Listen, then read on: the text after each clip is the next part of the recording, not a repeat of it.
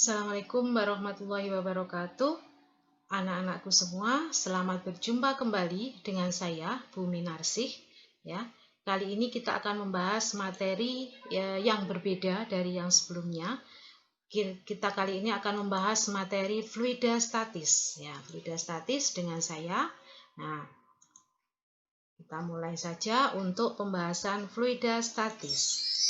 Apa itu fluida statis? Nah, fluida statis adalah zat yang dapat mengalir yang ada dalam keadaan diam. Nah, zat termasuk dalam ini adalah zat cair dan zat gas. Ya. Kita bahas tentang tekanan. Nah, gaya normal yang bekerja pada suatu bidang dibagi dengan luas bidang itu. Nah, kalau dirumuskan, P sama dengan F per A. Ini P sama dengan F per A.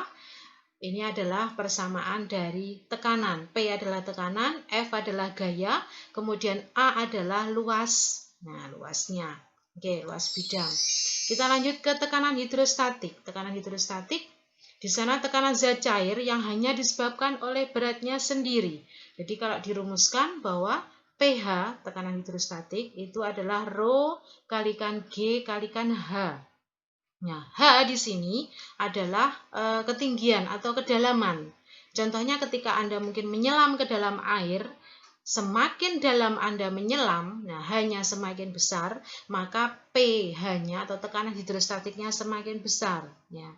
Bagi Anda yang bisa menyelam mungkin bisa merasakan bahwa ketika Anda semakin masuk ke dalam, Anda akan merasakan adanya tekanan, mungkin dadanya sakit, kemudian mungkin gendang telinganya sakit, hidungnya sakit. Nah, seperti itu karena adanya tekanan hidrostatik yang semakin ke dalam, masuk ke dalam air, tekanannya semakin besar.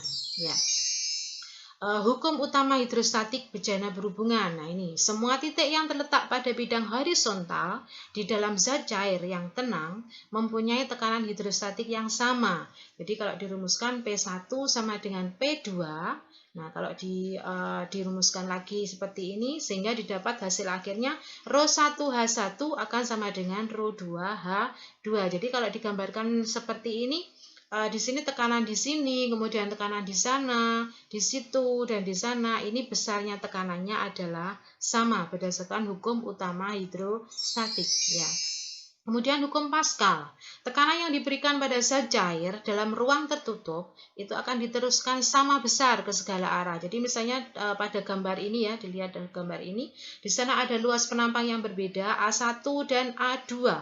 Nah, kemudian A1 diberi gaya F1.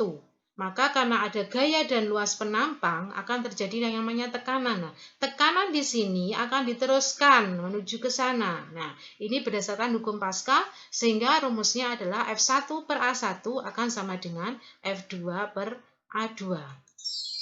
Ya, jadi kalau aplikasi hukum Pascal tadi itu mungkin Anda akan melihat pada ini gempa hidrolik, dongkrak hidrolik. Nah, ini bisa Anda temui mesin hidrolik pengangkat mobil. Nah, ini bisa kalian temui di pencucian mobil itu ya. Jadi ketika Anda mau mencucikan mobil, nah mobilnya nanti kan diangkat naik sehingga para pencucinya bisa membersihkan bagian bawah mobil. Nah, itu. Ya, hukum Archimedes. Nah, ini. Hukum Archimedes, berat benda yang dicelupkan sama dengan volume benda yang bertambah.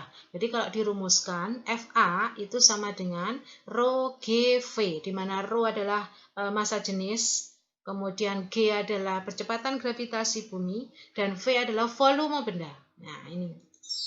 Oke, kita bahas perbedaan mengapung, melayang, dan tenggelam. Saya kira ini pernah Anda terima di materi SMP ya. Mengapung itu mengapa dikatakan mengapung? Karena massa jenis benda itu lebih kecil dari massa jenis fluida. Kemudian dikatakan melayang, ini melayang. Nah, itu karena massa jenis benda sama dengan massa jenis fluida. Dikatakan tenggelam itu karena massa jenis benda lebih besar daripada massa jenis fluida. Ya. Untuk aplikasi hukum Archimedes dalam kehidupan sehari-hari ini pada hidrometer, kapal selam, kapal laut, balon udara, jembatan ponton. Nah, ini bisa kalian temui di sana. Jembatan ponton ini contohnya itu tong-tong yang ditata kemudian dijadikan sebuah jembatan. Nah, itu. Oke. Tegangan permukaan, gaya yang diakibatkan oleh suatu benda yang bekerja pada permukaan zat cair sepanjang permukaan yang menyentuh benda itu. Jadi kalau dirumuskan, gamma sama dengan F per L. Nah, ini tegangan permukaan ya. Nah, kemudian kapilaritas. Kapilaritas, gejala zat cair melalui celah sempit atau pipa rambut. Nah, kalau dirumuskan, H sama dengan rho kalikan gamma kalikan cos theta, kemudian dibagi dengan rho GR.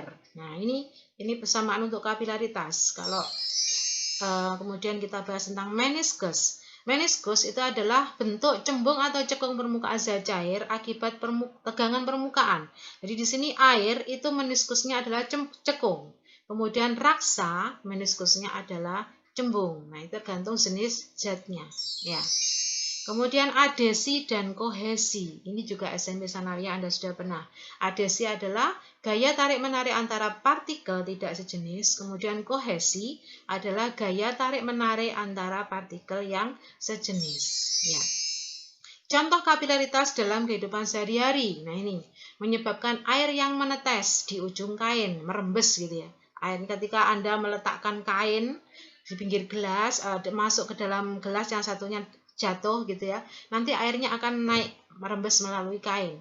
Kemudian minyak tanah naik melalui sumbu kompor, air meresap ke atas tembok, naiknya air melalui akar pada tumbuhan, kemudian menyebarkan tinta ke permukaan kertas. Menyebarnya tinta ke permukaan itu karena adanya proses yang namanya kapilaritas. Ya, demikian anak-anak pembahasan kita tentang fluida statis. Semoga kalian bisa memahami dan semoga bermanfaat. Selamat belajar, dan selamat belajar. Ya, sekian dulu. Assalamualaikum warahmatullahi wabarakatuh.